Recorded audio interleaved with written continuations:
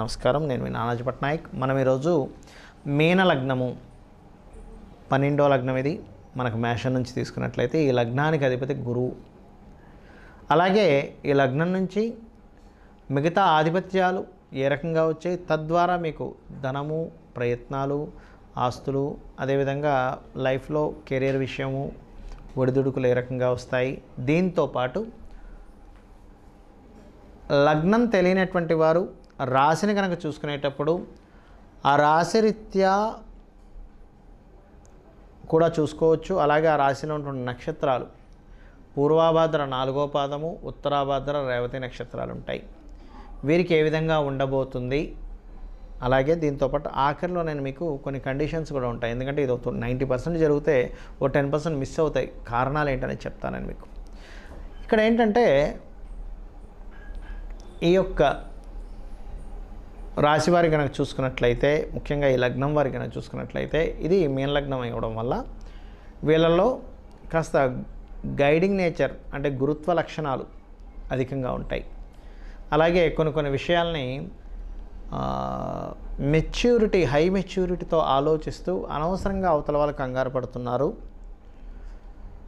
ఎందుకు అనవసరం, ఇవన్నీ అవసరమా అనేటువంటి థాట్స్లో కూడా ఉంటారు. అంటే హై లెవెల్లో మెచ్యూరిటీ ఉంటుంది. అది ఆధ్యాత్మికంగా కావచ్చు, సిచ్యువేషన్స్ని అర్థం చేసుకునే విధానంలో కావచ్చు. ఎందుకంటే గురువు అతని ఎండింగ్ పాయింట్లో ఉన్నాడు ఇక్కడ. కాబట్టి అంటే జీవుడు అన్నిటినీ చూసి, ఎందుకంటే ఒక చిన్న పిల్లవాడు అతని చేతిలో ఉన్నటువంటి కారు బొమ్మను ఇమ్మంటే ఫస్ట్ చిన్నప్పుడు ఏడుస్తాడు, కానీ అదే కొంచెం పెద్ద అయిన తర్వాత చాలా ఈజీగా ఇచ్చేస్తాడు. ఎందుకు అంటే చిన్నప్పుడు ఉన్న జ్ఞానం వేరు, పెద్ద అయిన తర్వాత ఉన్న జ్ఞానం వేరు. కాబట్టి ఆ రకంగా ఈ యొక్క లగ్నం వారికి హై మెచ్యూరిటీ లెవెల్స్ ఉంటాయి. వీరికి ఏదైనా మెషినరీస్ ఆర్ ఫ్యాక్టరీస్ ద్వారా, మెషినరీస్ ద్వారా, అగ్ని సంబంధించిన వాటి ద్వారా, వీటి ద్వారా ధనయోగాలు ఉంటాయి. బట్ నేను మీకు చెప్పేది ఏంటంటే గుర్తుపెట్టుకోండి, ఒకటి ఇక్కడ ఇన్ జనరల్గా చెప్పేటువంటిది ధనయోగాలు ఇంకా పర్ఫెక్ట్గా దేని మీద ఉంటాయనేటువంటిది మీ జన్మజాతకం బట్టి ఉంటుంది. రైట్. ఇక విషయానికి వచ్చినట్లయితే దశమాధిపత్యం కూడా గురువు అవడం వల్ల టీచింగ్, గైడింగ్, లా డిపార్ట్మెంట్ అంటే లాయర్లు, అలాగే చూసుకున్నట్లయితే పర్టికులర్గా ఏంటంటే ఫైనాన్స్ రంగాలు, అకౌంట్స్, ఈ రంగాల్లో ఉన్నటువంటి వారు కూడా అధికంగా ఉంటారు మీన లగ్నంలో వారు.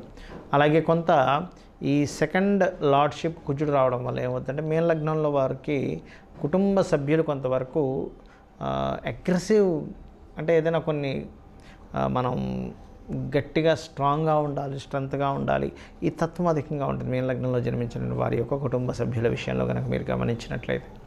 అలాగే కొన్ని విషయాల్ని అవతల వాళ్ళకి చెప్పేటప్పుడు చాలా సున్నితంగా వీళ్ళు డీల్ చేసేటువంటి ఈ ప్రజ్ఞ కలిగి ఉంటారు వీళ్ళు.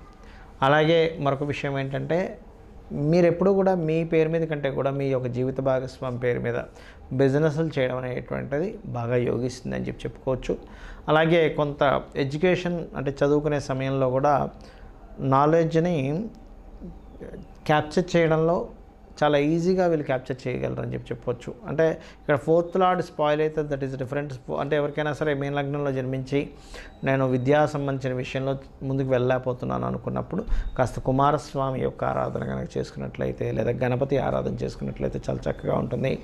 Thoughts always changing. ఎందుకంటే ఇక్కడ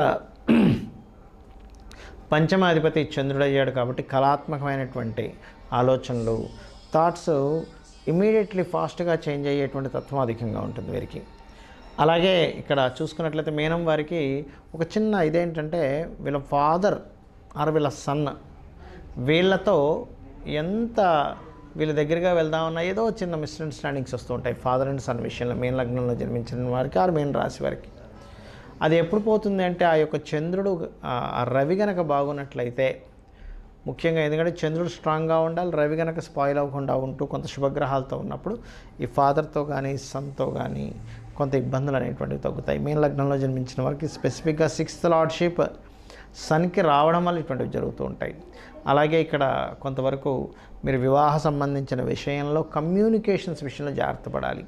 ఎందుకంటే మిస్కమ్యూనికేషన్స్ వల్ల మంచి సంబంధాలు మిస్ అవ్వడం ఇట్లాంటివి జరుగుతుంటాయి. కాబట్టి కమ్యూనికేట్ ఏదైనా కానీ వివాహ సంబంధించిన విషయంలో మీరు క్లియర్గా అవతల వాళ్ళతో డైరెక్ట్గా మాట్లాడుకోవడమే ముఖ్యము. అలాగే మరొక విషయం ఏంటంటే ఇక్కడ గమనించినట్లయితే ఇంపోర్ట్ ఎక్స్పోర్ట్ బిజినెస్లో చాలా చక్కగా రాణించడము, మరియు వేరే వేరే దేశాలకు వెళ్ళి అక్కడ పర్టికులర్గా స్థిరపడ్డము, అక్కడ ఏదైనా బిజినెస్ స్టార్ట్ చేయడం అనేటువంటిది ఈ యొక్క మీనలగ్నం వారికి వర్తిస్తుంది.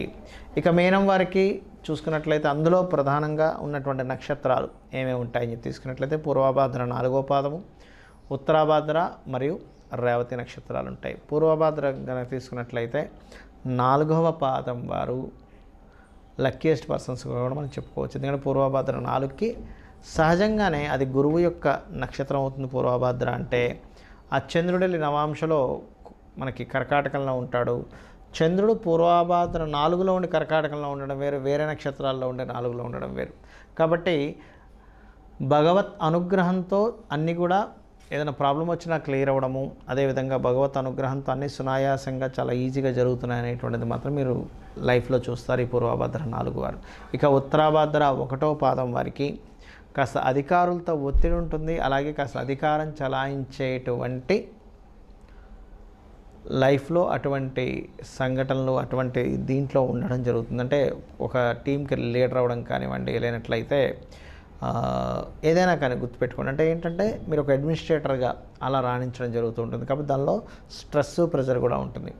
అలాగే ఉత్తరాభాద్ర 2వ పాదం వారిని కనుక చూసుకున్నట్లయితే ఇక్కడ పర్టికులర్గా బిజినెస్ రిలేటెడ్ సంబంధించిన కొంతవరకు రాణించడము, అందులో ముఖ్యంగా స్త్రీలు కనుక ఉత్తరాభాద్ర 2వ పాదంలో పుట్టినట్లయితే ఖచ్చితంగా జాబ్ కంటే బిజినెస్ చేస్తాను అని కొంచెం డేరింగ్గా స్టెప్ తీసుకుంటూ ఉంటారు. కానీ పురుషుడి విషయంలో అలా ఉండదు. కొంత బిజినెస్ కాకుండా జాబ్కే ఎక్కువ ప్రాధాన్యత ఇవ్వడం జరుగుతుంటుంది. ఇంట్లో వాళ్ళకి కొంచెం ఇంట్లో వాళ్ళ కేర్, ఇంట్లో వాళ్ళతో కొంచెం పట్టించుకోవడం ఇవి ఎక్కువగా ఉంటాయి ఉత్తరాభాద్ర 2లో పురుషులు పుట్టినప్పుడు. కానీ స్త్రీ పుట్టినప్పుడు ఏమవుతుంటుందంటే కొంత బిజినెస్ మీద, కెరీర్ మీద ఎక్కువ కాన్సన్ట్రేషన్ చేయడము, ఇంట్లో కాదు నాకు బయట కెరీర్ మీద ఎక్కువ కాన్సన్ట్రేషన్ చేయాలనేటువంటి తత్వం అధికంగా ఉంటుంది. ఇక ఉత్తరాభాద్ర 3 కనుక తీసుకున్నట్లయితే ఇక్కడ ఇది కొంత లక్ష్మీ యోగం, కాస్త 4 పక్కల నుంచి డబ్బులు రావడం, దాని ద్వారా వాళ్ళకి కొంత లైఫ్ ఇది అవ్వడము, కారు, బిల్డింగ్ ఇవన్నీ కొంత లగ్జరియస్ట్గా వెళ్తూ ఉంటారు ఎక్కువగా తీసుకున్నట్లయితే. ఇక ఉత్తరాభాద్ర 4వ పాదం వారు కనుక తీసుకున్నట్లయితే ఇక్కడ మాత్రం వీరికి కొంత లైఫ్లో చాలా డౌన్ స్టేజ్ చూస్తూ మళ్ళీ అప్ స్టేజ్కి వెళ్ళడం, ఎక్కువ బాధ్యతలు ఉండడం, వాళ్ళంతటి వాళ్ళుగా కొన్ని బాధ్యతలు తీసుకుని వాటిని నెరవేర్చేటువంటి దీంట్లో వీళ్ళు లైఫ్ను కొంతవరకు కోల్పోవడం ఇటువంటివి కూడా మనం చూస్తూ ఉంటాం. ఇక ఉత్తరాభాద్ర 4 పాదాల తర్వాత అక్కడ ఉన్నటువంటిది రేవతి నక్షత్రం. రేవతి నక్షత్రం 1వ పాదం వారికి మాస్టర్స్తో మంచి క్లోజ్నెస్ కానీ, మాస్టర్స్తో మంచి వాళ్ళ యొక్క అనుగ్రహం కానీ ఇవన్నీ కూడా అధికంగా ఉంటాయని చెప్పుకోవచ్చు. అండ్ దైవ సంబంధించిన మరియు గైడింగ్ రిలేటెడ్ సంబంధించిన అండ్ అలాగే కొంత స్పిరిచువల్ దాంట్లో చక్కగా వెళ్ళడము, ఒక గురువు యొక్క లక్షణాలు అధికంగా ఉండడం మనం చూడవచ్చు వీళ్ళలో. ఇక రేవతి 2వ పాదం వారిని కనుక తీసుకున్నట్లయితే పర్టికులర్గా రేవతి 2వ పాదం వారు ఇక్కడ ఏం జరగబోతుంది అంటే ఇక్కడ కొంచెం బిజినెస్ విషయంలో కొంత చూసుకోవాలి రేవతి 2వ పాదం వారు. ఎందుకంటే బిజినెస్లో కొంచెం ఆటుపోట్లు ఇవి ఇలాంటివి ఉంటాయి. అలాగే రేవతి 3వ పాదం వారిని కనుక తీసుకున్నట్లయితే బిజినెస్లో చాలా చక్కగా రాణిస్తారు. కొన్ని సీక్రెట్స్ వల్ల లేనట్లయితే కొన్ని బిజినెస్లో కొన్ని టిప్స్ వల్ల కూడా చక్కగా రాణించడం జరుగుతుంది. ఇక రేవతి 4వ పాదం వారు మాత్రం కొంతవరకు ఆధ్యాత్మికమైనటువంటి వాటిల్లోనే బాగా రాణిస్తారని చెప్పొచ్చు. కాబట్టి ఇక్కడ కొంత బిజినెస్ విషయంలో ఇక్కడ కూడా కొంత జాగ్రత్తగా ఉండాలి. ఎందుకంటే కమర్షియల్గా ఉండలేకపోతుంటారు రేవతి 4వ పాదం వారు, కాస్త ఆధ్యాత్మికంగా స్పిరిచువల్గా ఉంటూ ఉంటారు. ఇక మీరు మీనరాశి వారు చేసుకోవాల్సినటువంటి దేవతా ఆరాధన ఏమిటి అంటే రాజరాజేశ్వరి అమ్మవారి యొక్క ఆరాధన చేసుకోవడం అన్ని విధాలా ఉత్తమం. అనుకున్నట్లయితే మీరు చేయవలసినటువంటిది గోవుకి క్యారెట్స్, బెల్లము తినిపించండి, ప్లస్ కుమారస్వామి యొక్క అష్టోత్తరాలు చదువుకోండి. ఖచ్చితంగా ఈ మార్పులు అనేటువంటివి వస్తాయి.